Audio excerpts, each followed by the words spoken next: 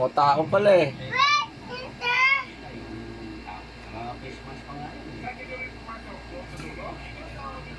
Ito!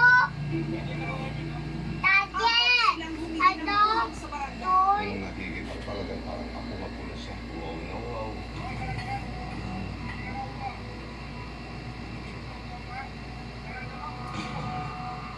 Kala ko multo na, daddy.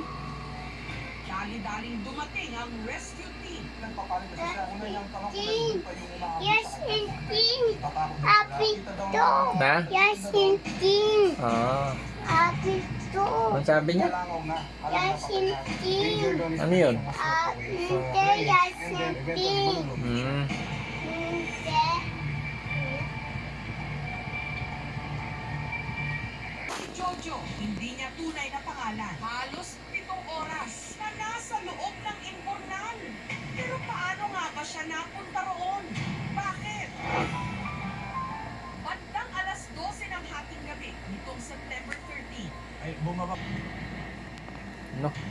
Nasa kalahating kilometro raw ang binaybay ni Jojo sa imbornal. Sinisilip ako, tinitingnan ko muna na sure na tao yan o baka sila rin na nag-aamang sa akin. Ay, sure na ako na may nakita na ako maraming tao tapos may mga babae nagtitinda. Doon na po ako humingi tulong. Paano siya napunta doon, daddy? Kasi